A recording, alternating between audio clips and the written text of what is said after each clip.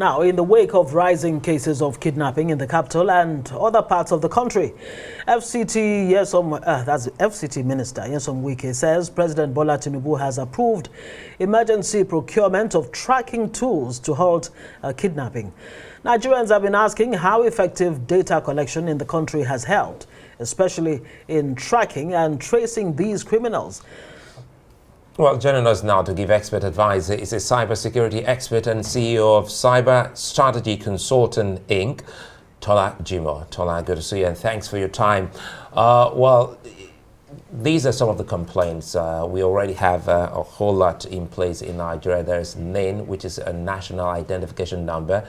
There's a kind of tracking that we were told in the country by the minister at that time that any phone plugged onto the data can be tracked and traced, but knowing full well that kidnappers till this moment still have that conversation over ransom.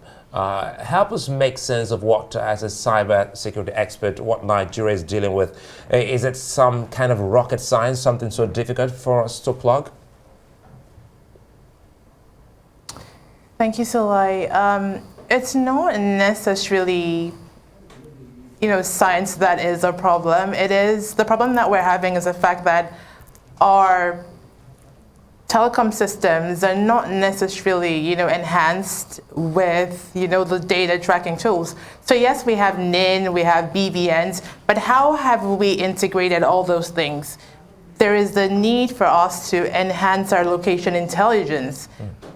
There are places called blind spots. So where you have blind spots, we're not really able to track. What we need, for instance, is to have all the telcos give a mapping or web mapping of where there is coverage and where there isn't. Because it looks like what's happening is that the criminals have kind of masterminded or understood where the blind spots are. And so they will operate in the areas where there are blind spots successfully, even though we think we have data, we have NIN, and all those other tools in place. Right. Tola, so much has been invested in, cybersecurity, the use of ICT, data collection in Nigeria. But just like we said, we've not really made much progress. What do we need to do in practical terms to ensure that, we have a more efficient and effective, mechanism to addressing terrorism in Nigeria using, of course, cybersecurity? That's a great question. I would start with saying, implementation and enforcement. So it's one thing to say we have policies and we have things in place, but I think where we're having a gap is the intermarriage or the communication of all these tools. Because we've set up things, in different parastatals individually, but they're not talking to each other, and that's where we have a problem. We need to strengthen and bridge the synergy, and that's the only way we can actually combat terrorism, for instance. With the telcos, I'm sure they have things like the GIS, the Geographic Information System, that helps to communicate different data that has to do with location.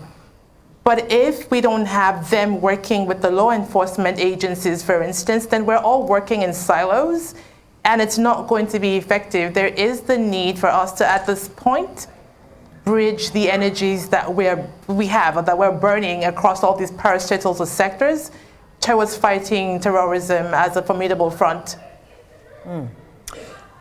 Well, in other words, we're talking about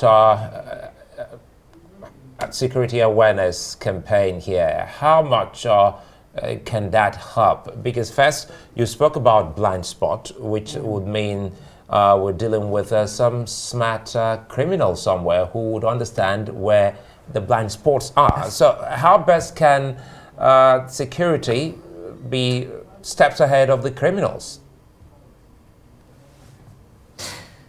So there's no getting around the hard work. It's something I always tell people. We need to ensure that, first of all, security awareness is made a thing. And I think it's something we've shied away from. We have a few cybersecurity policies in place, but how much awareness do we have out there? Again, to the point that you've made, the criminals are not necessarily unintelligent people, because they've studied the area and they do know where the blind spots are, and they're able to stay there and perpetrate their crimes. And so one of the things that we need to do, in addition to kind of building cybersecurity awareness, is also making sure that the tone at the top is set. The tone at the top is the characteristic of how important we take cybersecurity. And if we don't see that breathe down from the top, then we'll never have effective security. It's what exactly is the government doing? How are they ensuring that the telcos are being held accountable and that the telcos are ensuring that there is enough geographical mapping across the board, across the country? And so that's super important, but that's something that we're not seeing happen. We need to definitely set the tone at the top, and that would then trickle down to sectors, to businesses, and then to individuals. So it comes back to us. Let's talk about incident reporting and how best we can manage this so that the two categories of, arms here, the people and the government, can best know what to do. Yeah, I mean, that's a very great angle as well. Incident response. What are we doing when something happens? Do people just run into pandemonium? Do we have a laid down channel as to how these incidences are reported? Then again, if people are not taught or told how, or there's no policies to say when something happens, this is the chain of communication, or this is the way it needs to be communicated, then things just kind of erupt and go out of hand.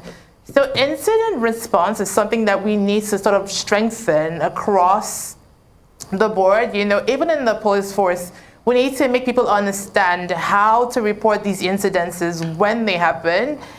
It doesn't always have to break on social media first. So that's what we see. It comes out on social media and then everyone goes into pandemonium and then nothing really happens. The government also does have a strong part to play here, and they kind of need to come to the fore and step up to incident reporting, especially in this area of kidnapping and terrorism. Well, incident reporting definitely plays a huge role, and I'm wondering, how do you strengthen data collection processes? Every time you hear terrorists, unknown gunmen, unknown terrorists, they get away with crime and criminality. There was a time when Nigeria came up with the idea of national identification number and of course SIM in a way to track criminals. In spite of all of that, we've really not succeeded. What do we need to do in that area, especially with the national identification numbers? So again, just like I said before, it's one thing to have a law and then implement it, but then are we enforcing it? So we're having this whole NIN registration thing, but what are we doing with it?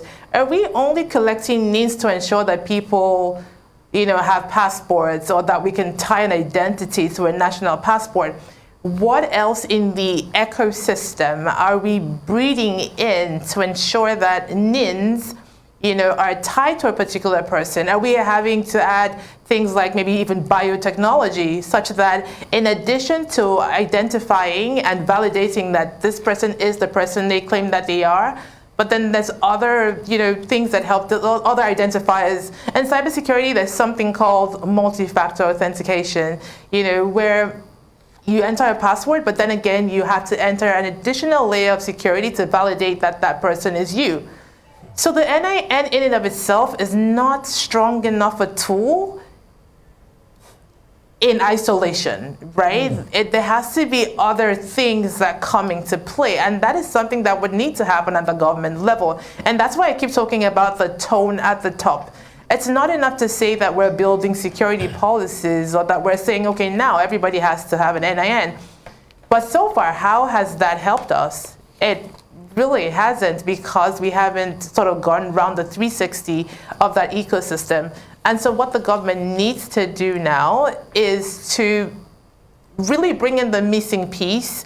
And it's not something we can unpack in 5 minutes. But yes, there's definitely a missing angle. There's other things that need to be added onto the NIN to ensure that, in addition to identifying people, they're traceable. And I think the traceability bit is where we definitely have a gap. Well, trust me, Tola, I wouldn't want to unpack it here, because it would seem as if the bad guys are also watching television. Absolutely. But quickly here, we've seen what happens abroad. Sometimes notes, I'm talking about monies, are marked to the extent that you can actually, trace, or it gives you some kind of lead.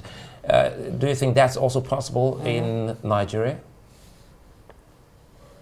Absolutely. So what is happening there is the use of nanotechnology, and it'd be great if we could deploy the same here. So with nanotechnology, you could have a surface that is placed on money, a device, a car. It's like a tracker, basically. And so wherever that vehicle goes, it would emit, radar to say, look, this is where I am. It's almost like, just trying to track, like a tracker, pretty much. And so as the monies are delivered to the recipient, you are able to track where that money goes. And I promise you, it doesn't take a lot to implement that, and that's something that we can definitely do here. Again, that's not something that I would be able to implement on my own, or something that, the banks would be able to introduce on their own. It would stem off the backs of the government, and so the government does have a huge role to play here in really setting the tone at the top in order to bolster security within the nation. Thank you so much, Tola Jimoh. She's a security expert based in the United States. She's CEO of Cyber Strategy. Actually, Canada. Well, some would say, what's the difference? Thank you so much. So great speaking with you.